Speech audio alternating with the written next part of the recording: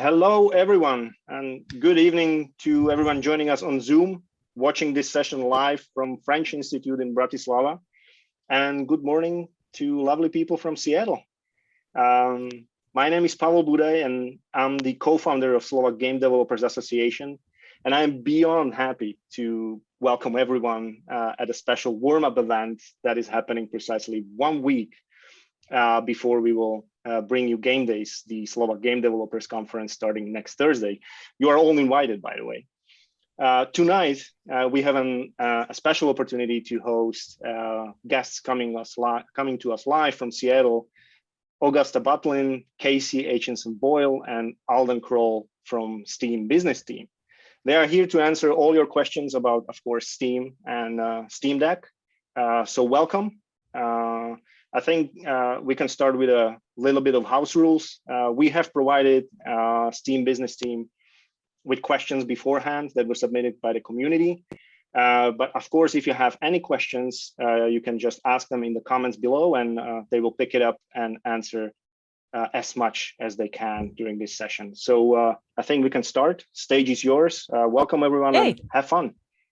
Thank you so much for having us. We really appreciate it. Also, I think you're the first person ever in the history of anything to pronounce my last name right the first try. Amazing. That was I tried. Very I was impressive. practicing. Even I get it wrong sometimes, so thank you.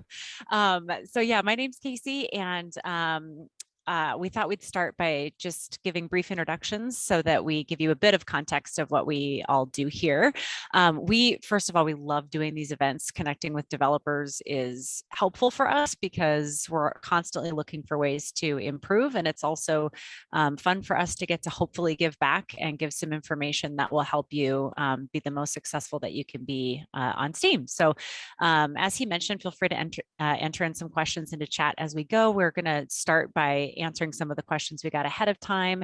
And we always like to start with kind of an overview of how Steam works. So before Alden gets into that, we'll do our little introductions. I work in communications here at Valve, and that includes internal and external. I work a lot with the Steam team as well as some of our other game teams. And it's just really fun for us to get to connect with the community and with developers. So that's me, but Gus and Alden can introduce themselves too. Go ahead, Alden. Or no, I already started talking.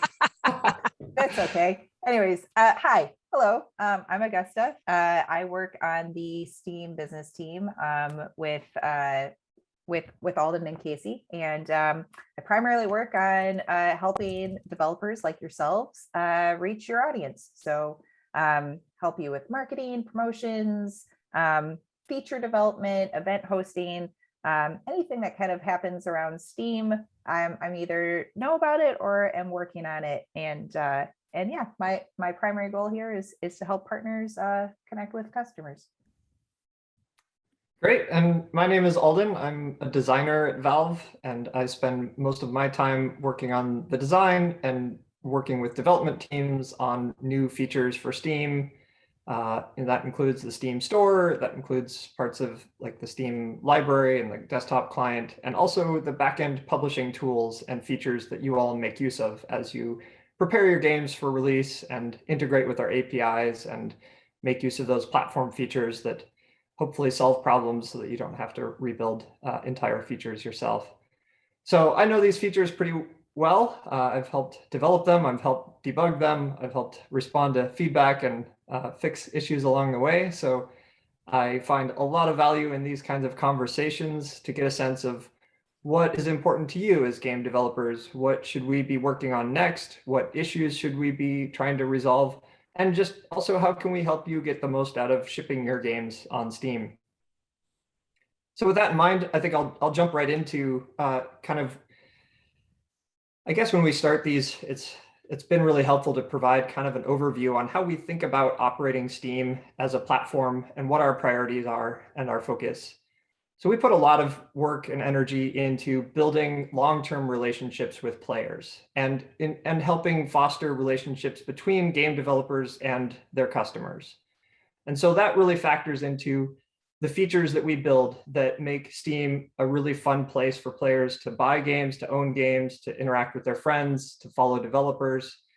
And then we also, at the same time, put a lot of work into building out features for you as developers that help you run your business, help solve technical problems for your games, and help you communicate and connect with your audience and build up followers, build up wish listers, and hopefully have a great successful launch and a long history of your game or multiple games on Steam. So the way that we approach building out the platform is that we want to be able to see successes from all kinds of different games, from all kinds of developers anywhere in the world, and be able to help those developers reach customers wherever they are in the world and whatever kind of game you're making. And so unlike other platforms, we don't sell advertisements and we don't have secret handshakes where we're curating and featuring specific games because we've been paid money or something like that. Instead, we build the platform to respond to customer interest and to help connect players with the games that they're most likely interested in. So through our recommendation engines and through the personalization of the front page of Steam, we can provide a really different experience for customers depending on what kind of games they play, who their friends are, developers that they may follow, curators they may follow, what country they live in. So for example, some of the big lists on Steam are regionalized. So when a game is doing really well in Croatia or in Slovakia, then other players are being able to see that that game is doing really well in those countries as well. Because there is some regional difference in taste. But then really the whole front page of the Steam store is really personalized around you as an individual player and each of us. So Augusta and Casey see really different front page games featured than I do because I play different games. I follow different curators. I have different developers that I follow. I have different friends that make recommendations, and all of those things really factor heavily into what gets featured on the homepage. And for me, since I play a lot of indie games, I get to see a lot of those on Steam. And those might be new games that I've never heard of coming from small developers. That's their first game, or it may be big AAA releases because I also play a bunch of those too. So the whole philosophy behind how we operate Steam is that making sure that you as a game developer can have a chance to reach and connect with your audience and maintain a relationship and be able to communicate with them. So hopefully over the course of this session, as we answer your questions, we'll be able to describe in a little bit more detail some of the features and some of the ways that we enable that through the platform and some of the features that you can make use of to help connect and stay in communication with your audience over the life of your game. I think the first question that we have from you all that was submitted ahead of time that we're going to tackle has to do with wish lists. And I think Gus is going to take this, so I'll just set it up. Are wish lists important for promotion of the game? And if yes, are they also important after release? Gus? Yeah, so I think it's important for us to define how we see wish lists, and we look at wish lists as an indication of the results of your marketing and awareness building around your game prior to launch and post-launch as well. So all of the work that you've done to create an audience and all of the work that we've done to create your audience and build awareness of it. There's no special milestone or number or around wish lists. The thing about wish lists is that you'd like to accrue as many of them as possible because it gives you a broad audience to be able to reach out to in a couple of ways. Wish lists represent customers who are genuinely interested in your game. So it would be counterproductive for you to incentivize someone to wish list your game because that wouldn't be an accurate representation of person's actual interest in your title. And you can't accurately predict sales from wish lists because people wish lists for a bunch of different reasons. Maybe they want to play your game as soon as it's released, or perhaps they're putting it on their wish list to remember, for a future sale. The reasons why users wish lists are for future reminders to come back to that title. We mostly don't rely on wish lists for your game's store visibility because they're not as concrete of an action as someone actually buying or playing your game. And so we tend to use them as a way to do outreach for customers who've indicated the awareness of of your title. We will send an email to users who have wishlisted your game once it's released and say, hey, that thing that you wanted to be reminded about, well, it's available to play now.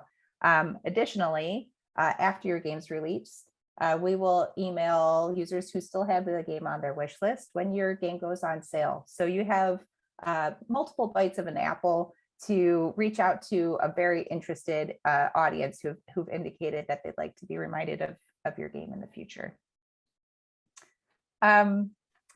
Alden, I think we're going to move on to the question around reviews. And I'll read this off to you. It's kind of twofold. What it says, some games start to appear more on Steam when they've reached a certain review number and have a blue score label. Do reviews from Kickstarter backers or key activations count towards this score? And do reviews from keys sold on third-party sites counter this score? All right, so there's a bunch of questions in there. Thank you, Gus. So in general, review score actually factors very little into visibility, with the exception of negatively rated games. So anything that is mixed or above is treated fairly similar in terms of our recommendation engines. So there isn't necessarily a threshold once you get 10 reviews that you suddenly start showing up more, but it may matter to customers that are looking for a game and looking for some sign of measure of whether players are happy with the game and whether that's meeting their expectations or not. So the algorithm itself doesn't necessarily cause a tipping point right there, but it may matter to players when they're browsing through lists of games or whenever they're exposed to your game throughout Steam. Your game can show up on the front page of Steam in the main carousel to players that we recommend it to, even if you don't have any reviews at all yet. So it's a pretty level playing field. Of course, if your game does end up getting negatively reviewed and gets a negative review score, then Steam is going to be less likely to recommend that. It turns out that players are less receptive to being recommended games that are reviewed negatively by their peers. As to the secondary question, reviews from copies of the game that are granted to players through keys, whether that's through Kickstarter or keys that are sold through other sites, those do not count into the overall review scores. We don't know how those keys are allocated and where they're given out to and what kind of context under which they're given out to other players. So we found it much more reliable to just incorporate the purchases that are made on Steam into the review scores. And there was a second part to this question that has to do with different thresholds and whether getting 1,000 reviews has even more of an impact. And it just as with hitting a threshold of 10, there's really no thresholds. So whether you have 10 reviews or 1,000 reviews, as far as our recommendation engine goes, that doesn't really matter. They're all treated pretty similarly unless they're negatively reviewed. Cool. Thanks, Alden. We had some great questions about communication practices and marketing. So Augusta is going to tackle this first one on marketing, which came through. In your experience, which part of the branding and information on a game's Steam page is crucial for achieving good visibility and traction? Right. So there's actually no one silver bullet for making sure that your game page is set up for success. But there are multiple things, and they're pretty low hanging fruit for you to consider when setting up your branding for your game page. Your trailer should get right into gameplay. You've got a few seconds to capture a user's attention and imagination. So you might have a beautiful cinematic of your logo. And that might be super helpful if you're a really well-known studio or publisher, but if you're still building your studio's brand awareness, you might want to skip that and get right to the gameplay, get to the meat of it. Your artwork on the store should represent the game itself and be legible. Your logo should be able to be read at different sizes. You can use a feature on Steam called an artwork override to play test different key art to see if there's one that resonates more than another. And you can also use this feature to temporarily override your regular key art, perhaps when you have a major update or you're running a tournament or something. The description, what you actually write in there, should be concise and accurate. Keep it organized. It's okay to sprinkle in some, some animated GIFs and make it fun and interesting that really show off like the gameplay features of your title. Another thing that you should consider is localization. Perhaps your audience is, Steam's global, your audience is going to be global. You can look at your wish list data and figure out what languages you should be targeting to localize your store page so that more users would understand what your game's about, even if you might not offer the same localization in game itself. And tags.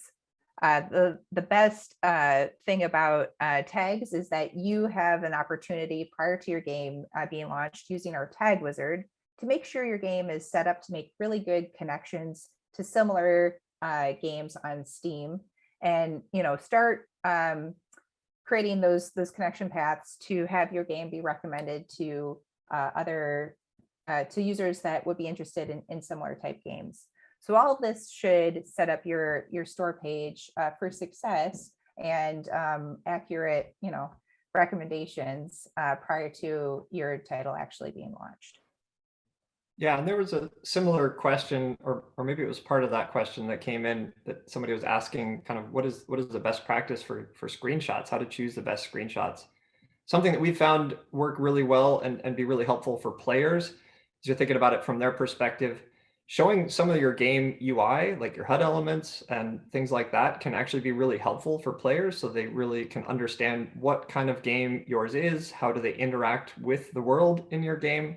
Is it a first-person shooter? Is it a third-person adventure game? Is it a side-scroller, platformer? Showing little bits of showing your HUD elements can really help people at a very quick glance be able to tell what's going on and how they would interact. So it really helps them kind of imagine themselves in that world playing that game.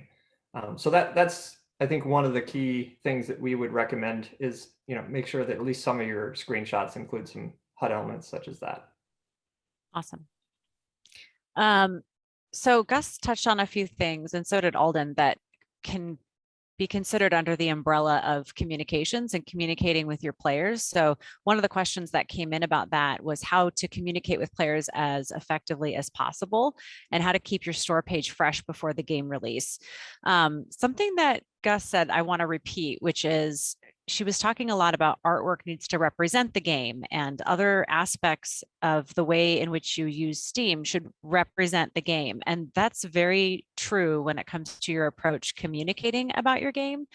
Some questions that we get in relation to this is a version of what is the right way to market our game? What is the right way to communicate with players about my game? And what we really like to reinforce with folks is that Steam is not about telling you exactly what works and what doesn't, because it's different. Every developer is different. Every goal is different.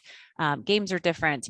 And so instead, what we do through Steamworks is offer up a lot of different tools that you can choose to use to communicate with players. So I'll go through just a couple of them, and maybe we can post some of the documentation in the chat if folks want to take a look as well.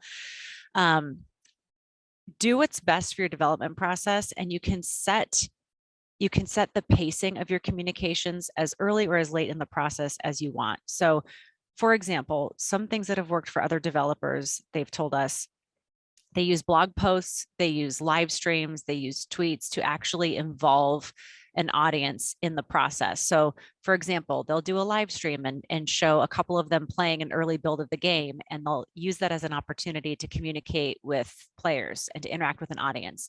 And players will oftentimes give them suggestions like, hey, have you ever thought about doing this with this build, doing that? And then they'll incorporate that and use that as a communications beat with players later on when they release that update. So it's organically finding ways that represent your game and represent your process to communicate with players. Other opportunities to do that are through events and announcements, alpha and beta testing, which gives you a chance to collect feedback early and often. Curator Connect is a tool that is really interesting. You can connect with streamers and influencers, even journalists who are set up as curators on the Steam platform.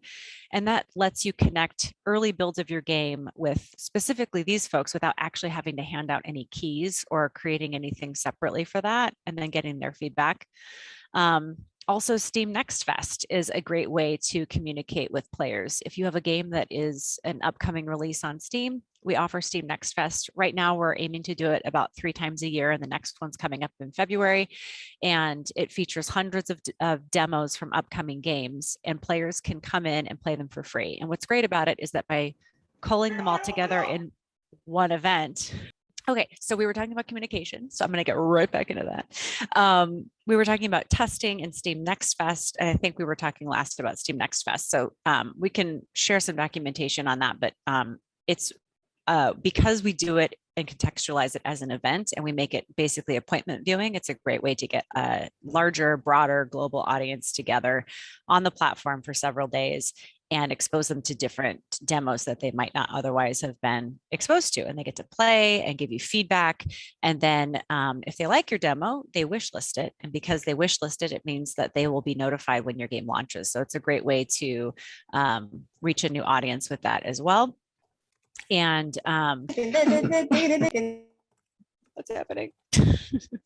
The last piece of advice that we always give developers is to think about your perspective and experience as a gamer. A lot of folks forget that, yes, you're a developer, but you're also a gamer at heart. And so think about the experience that you've had when you have played a game for the first time, or you've tested out a demo, and what about that made you want to interact more with the developer or keep track of the game throughout the development process and apply those to your own learnings. So yeah, that's all I got.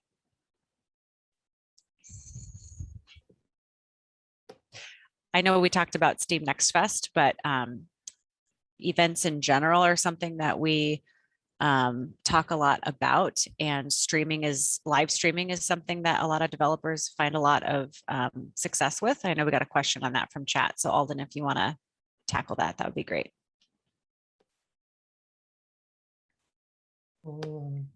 Okay. Yeah, so the question was whether live streaming, whether pre-recorded live streams, or you have to be there real time. Thanks for the question, Yuri. This was a lot of you might encounter a lot on store pages where developers have a pre-recorded live stream that's looping and showing off their game in that way. We think generally that's probably okay. I don't know that you want to necessarily have that running all of the time, but there is some value for players.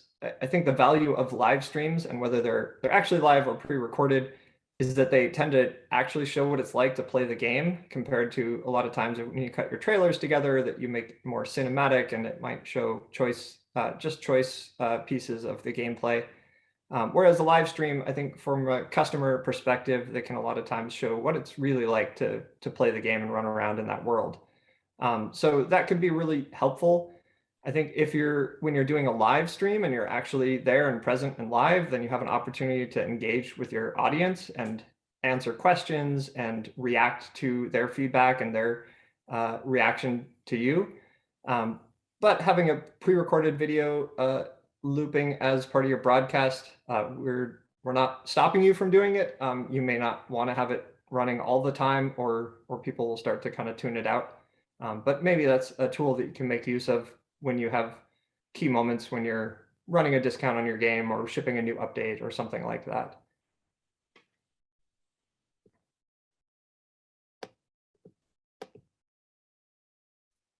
You want to set up the next question, Casey? I lost where we were. Yeah, we've got traffic. We have questions about traffic and what Steam does if the game's getting external traffic to the store page, and is that different from internal traffic?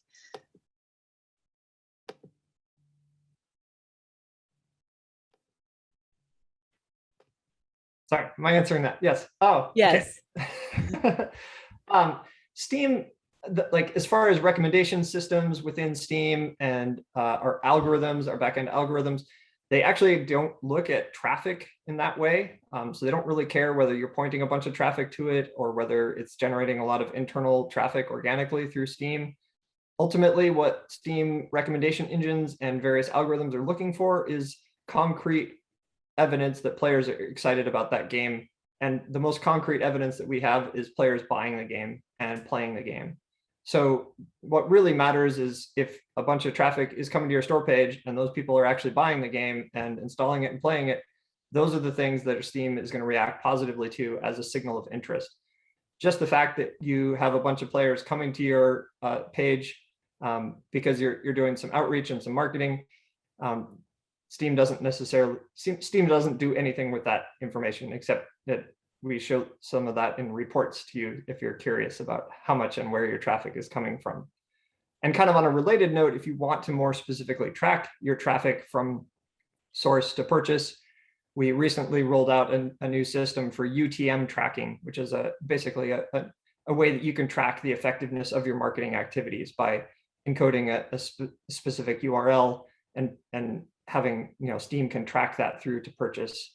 So you can use that as a way if you are, whether you're running paid marketing or whether you're just sharing your link in various places or posting on social media, you can set that up so that you can kind of track where those sources are being most effective and converting to purchases.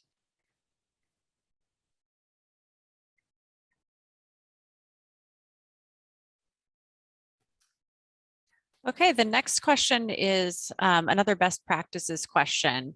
And Augusta can outline some of the answers for this. What are the best timeframes to launch on Steam? And do the exact hours of launch matter?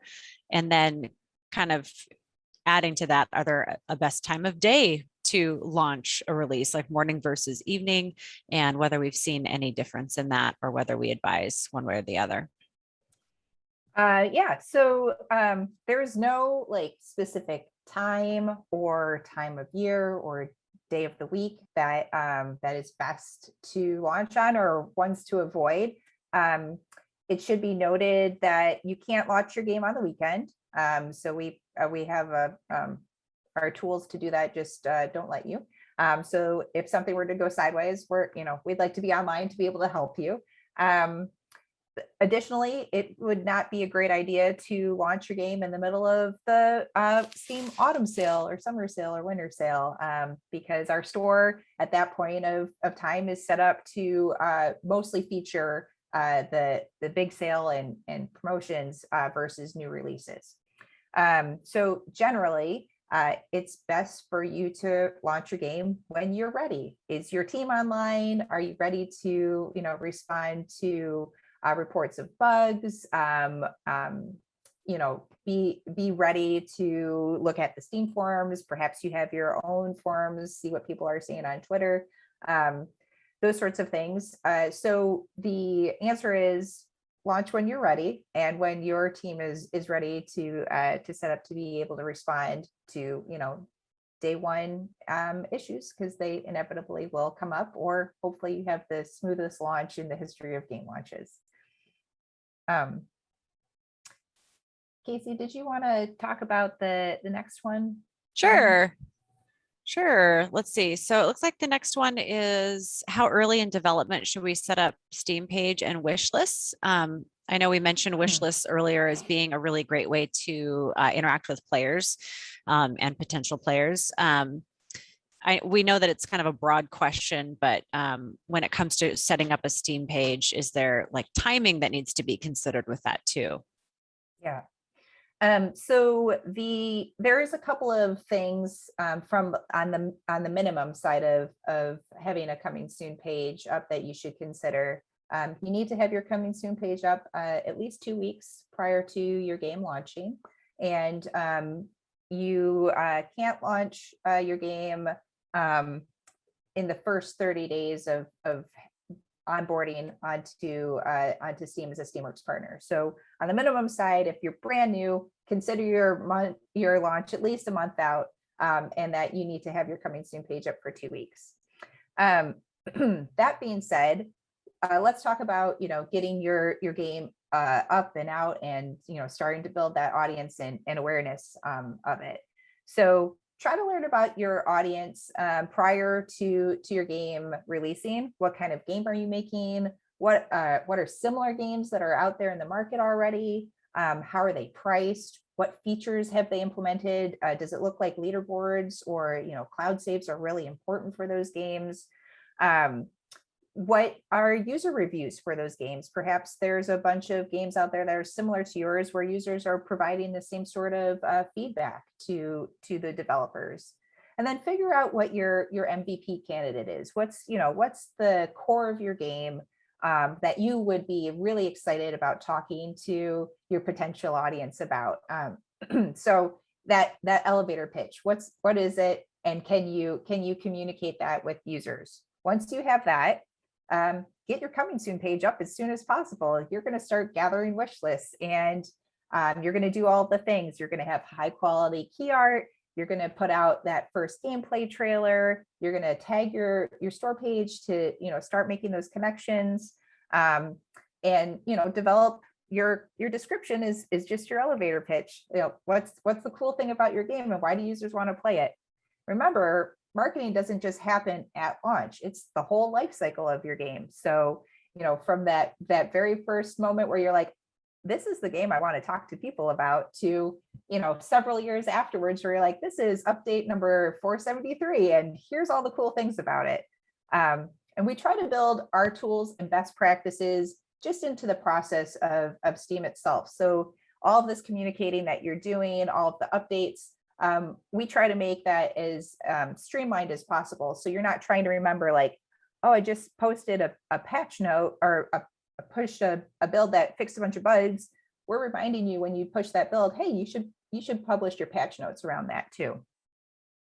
Okay, a couple other things, more about, how early you should get your game page up and talking about it. Promote your game off of Steam. You want as much momentum as possible leading into the launch of your game, and afterwards too. You're going to be promoting it, when you're doing updates, when you're running tournaments, when you're releasing a new map or character. Keep users updated, and like Casey mentioned, develop your communication style.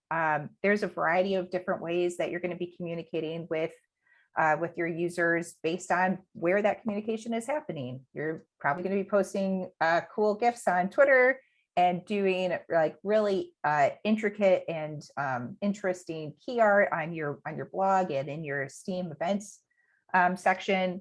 You're going to be streaming on Twitch and on Steam as well. And playtest all aspects of your game, not just the gameplay itself, but include your marketing. Perhaps you come out with your initial communication style and change it over time because you found, you tried something new and it resonated really well with your audience. Maximize your work. Coordinate with your efforts amongst those different channels. Like I was saying, GIFs on Twitter and beautiful key art on your blog posts. And then after launch, take advantage of discounting and promotional opportunities. There's tons of users out there that are excited to play your game on day one. And then there is a bunch of users who are going to be excited to find out about your game, years down the road. If you're developing an audience on Steam, make connections between your different games by creating a developer homepage. So this allows you to showcase your entire catalog in one spot on Steam as well. I'll ask you the next question, Alden. It's another best practices question of how to increase the visibility of your game on Steam.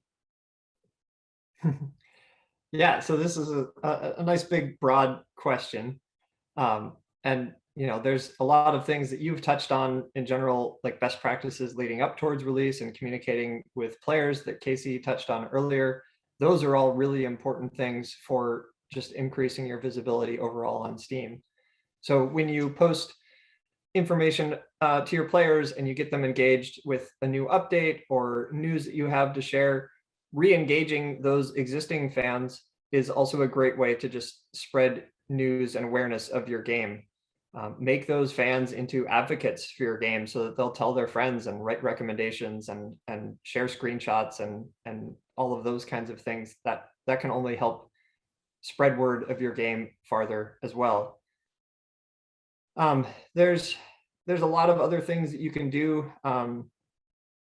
Games appear in Steam for a whole bunch of different reasons and in different ways.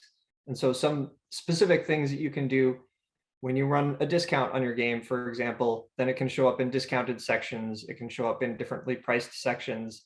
That also typically creates a surge of people buying your game, and Steam interprets that as a really big interest, a demonstrated interest in your game, and it's more likely to show up then in more other places as well, such as recommendations. So using those opportunities to discount your game, participating in the big seasonal sales, or running your own custom discounts, every time you do that, 20% or more, we send an email to all of the people that have your game on their wish list. And not only that, but you can also set up a developer homepage, and that helps you associate all your games to one another. And even though you might just be working on your very first game, it can be really useful to set up that developer page right away for the fans that are really excited about your game and you and your style of storytelling or game development or art, that they really want to follow you and they want to know when your next game comes out. So if you set up your developer homepage, then when you release your next game, those people that follow you as a developer will also send them an email and let them know that your new game is out. So that's really a way to, over the long run, to build an audience. And then every time you release a new game, you'll have a bigger and bigger audience that you can talk to and tell about your new release. We've also been running more initiatives like the Steam Next Fest that help build awareness and reach an audience ahead of release of your game. So that can be a great way, participating with a demo, to get in front of players and give them a taste of what your game is like, give a chance for people to get excited, learn about your game, and wishlist it if they're interested in going on to hear about the full release eventually. So that is a great opportunity. We started doing that a couple of years ago. Well, actually, I guess during the pandemic, feels like ages at this point. And at this point, we're running about 3 a year of those. So the next one is coming up in February. But there will be another one in June following that. And if the February timeline works for you, registration is open currently for that. So make sure you check that out. If you have an unreleased game that you're going to be releasing sometime in the roughly 6 months after February, you can go ahead and sign up. And there's no harm in signing up if you think you might be able to do it. If you can't, for whatever reason, you can't finish developing your demo in time, or it's just not the right timing for you, you can always cancel your registration and back out. Some other things that you can do to help with visibility. Casey talked a lot about updating, communicating with your players. And Gus even talked about, when you ship patch notes, or when you ship an update, sharing the patch notes with your players. All of those things are interesting in different ways to different segments of your audience. And so it's useful to just keep doing that in different ways. Sharing your patch notes. Sure, not every player is going to care about all the detailed patch notes, but some of your most rabid fans will absolutely care about those little changes that you made in your game. And you don't think they're a big deal, but some of your players may think that they're a really big deal. And that'll give them just another excuse to care about your game and talk about your game. So making up any kind of excuse that you can to talk about your game and get your players excited about it will be helpful over the long run of your game. And then in general, just make sure that you're doing something unique in the space. That's going to make your game stand out. And if you can really hone in on what it is that makes your game unique and different from other games that are kind of similar, then that is the thing that you should be amplifying and really playing up and telling the world about, because that's the thing that is going to help players understand why your game is new and different and might be interesting to them as a player of that kind of game. Gus, do you have anything to add to that? I don't, but I was thinking that we could take a quick question or two from the chat. Andrea had, and I'm hoping I pronounced your name correctly, had a question around onboarding and setting up your your company and the sort of implications that come with that. You can onboard as an individual. You can, sign the Steam distribution agreement as yourself. And if you don't have your company formed at that time, that's totally fine. You can get to work on your game. And then if and when you do have a company formed and you need to onboard then, or change it then, we do have a process for that. So don't worry about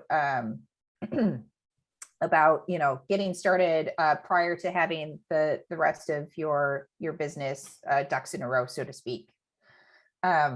Alden, did you want to take the one about traffic? Oh yeah, there was a follow-up question to some topic I was talking about earlier in terms of traffic. So the question or the comment here was trying to clarify whether we're looking at conversion rate from traffic to purchases. Steam doesn't care about conversion rate. It's not looking at how many people came to your page and then how many people converted into purchase. We track that stuff so that we can show it to you if you implement UTM tracking. And we track overall traffic to your store page so that we can report that to you. But Steam doesn't actually do anything with that traffic information and those numbers. What Steam really cares about is just how many people are purchasing your game and how many people are playing your game. And it doesn't matter if you have 10 million people that visit your store page and only 1,000 of them purchase the game. Steam sees that exactly the same way as if 1,000 people came to your store page and every single one of them bought the game. So it's really more about how many people end up ultimately purchasing your game and then playing the game. And especially, for free to play, since there's not a lot of times, the monetization might happen further down the chain, then we look at how many people are playing that game as an interest of popularity and interest in that game. I'm going to hop into a question that we have about tagging. So what is the best way to choose tags for your game? And I've touched on the tag wizard a couple of times in some previous questions, but we have this tool called the tag wizard, and it'll help you pick from a few different categories, genres, subgenres, themes, visual styles, and set up your game with some really core, what would users expect from this game prior to it being released. So make sure you pick tags that you think are unique about your game or are really descriptive of your game. Tagging your game as strategy, that might be true, but that's a really big genre to stand out in. But perhaps you're a game that has pixel art and you're a tower defense game, and it falls underneath the strategy large category. You should really think about kind of diving into tags that are very descriptive of your game. Once your game is released, users will be playing it and they'll add their own tags to it. And those community applied tags will gain weight over time. The more tags that are added by users playing it, they'll bubble around on your store page and help create those connections between your game and similar games. I know that we had a question in the chat about languages, and prior to in the questions you submitted prior to this talk, how do games support languages that Steam doesn't support officially right now? Alden, did you want to take that one? Sure. Yeah, there's definitely a lot of people making games in various languages that Steam doesn't necessarily officially support as an option to display on the store page.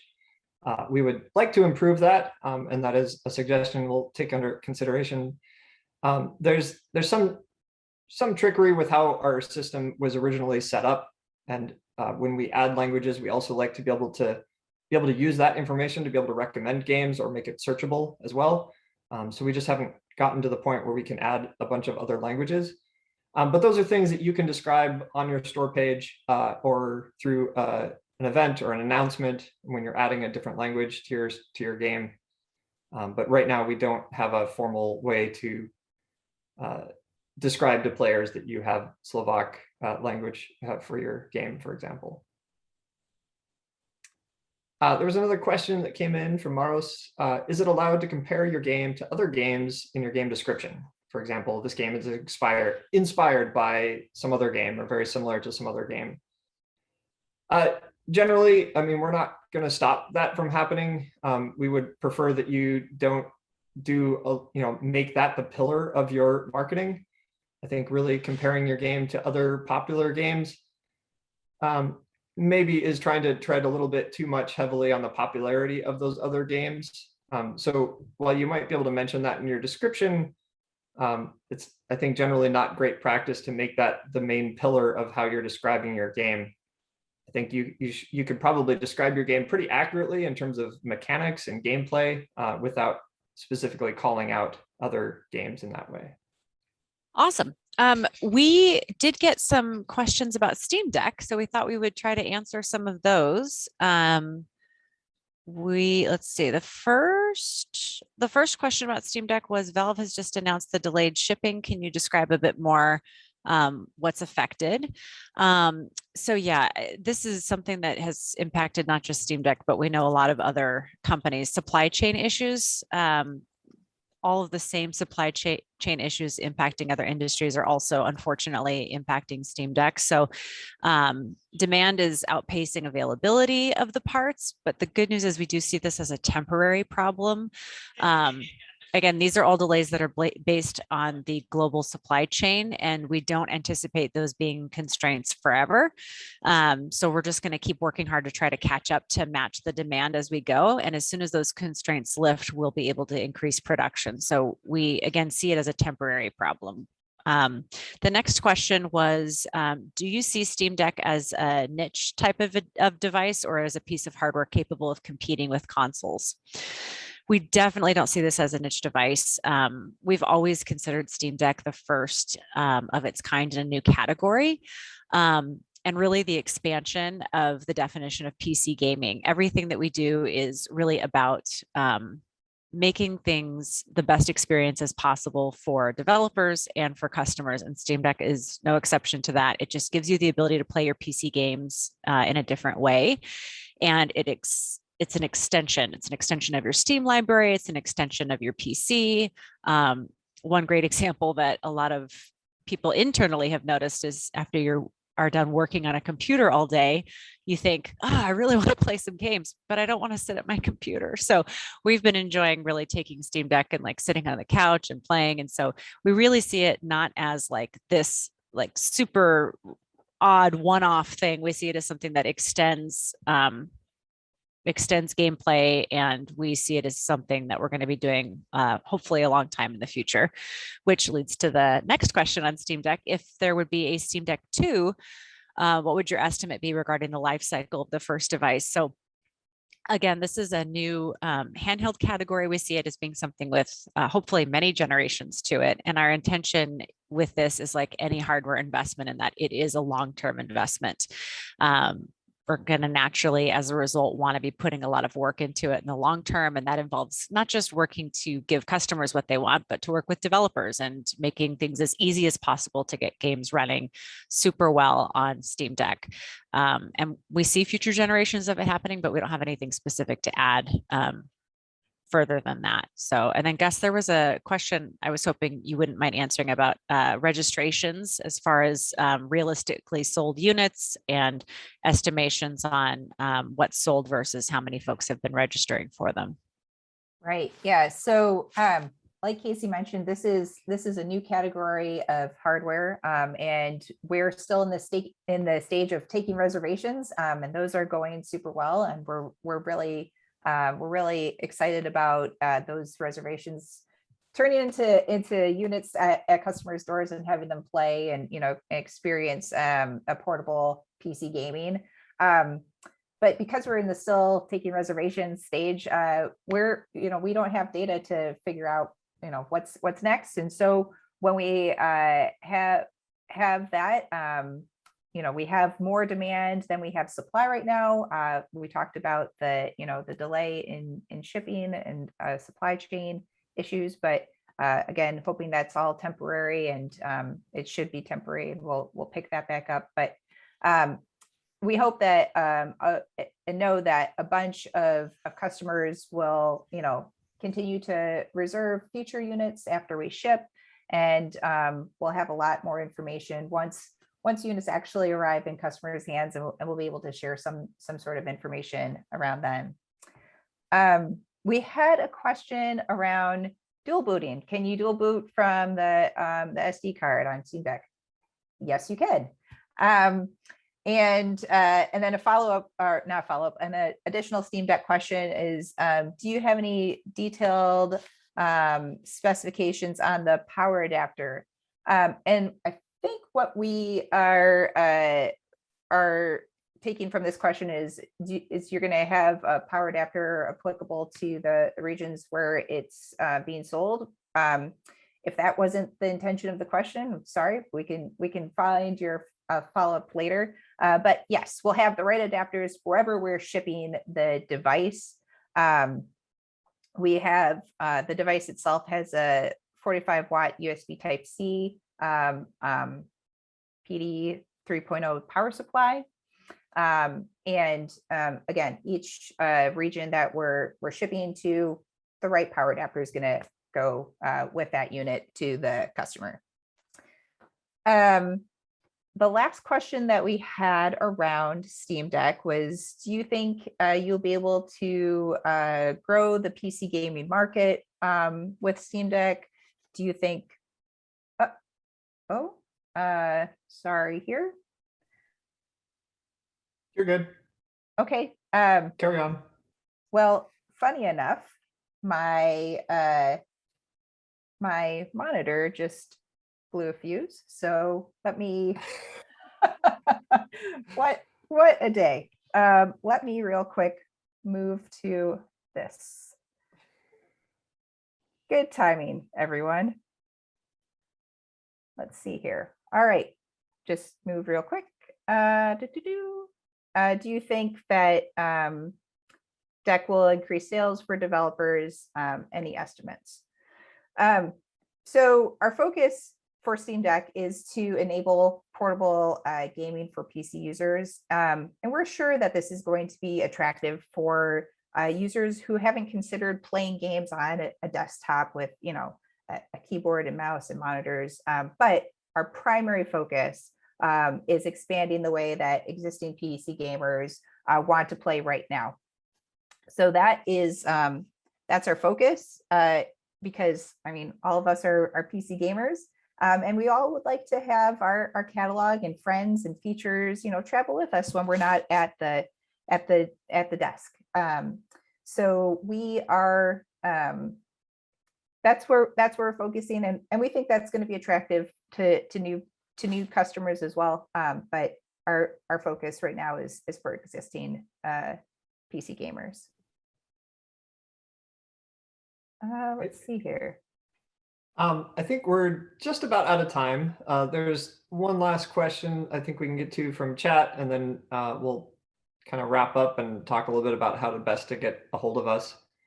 Mikhail asked a question about whether short games less than 2 hours have rapidly higher refund rates. I've heard a lot of concern from developers about that because the Steam refund system allows for refund for, if you've played less than 2 hours in a game. The reality is that we've seen across the board that there's not a substantially higher refund rate for short games. We actually see that the biggest, most popular games often have higher refund rates than smaller bite-sized games. And a lot of that is really, refunds are a reflection of expectations and what customers think about the game going into it. So in a lot of cases, you might think, or you might have had the experience of a bunch of your friends are playing PlayerUnknown's Battleground or something, for example, and they all are really loving it. And so you figure, well, I should try this out too.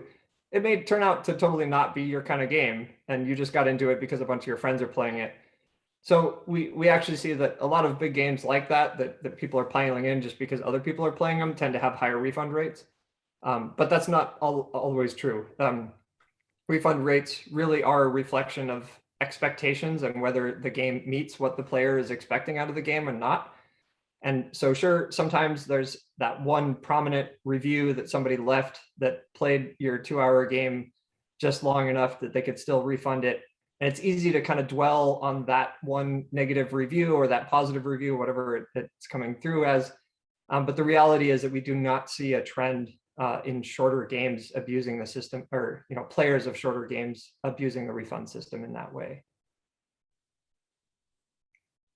So I think as we're wrapping up here, there's one important point that we like to share and reiterate with everybody, which is you can always get in contact with us.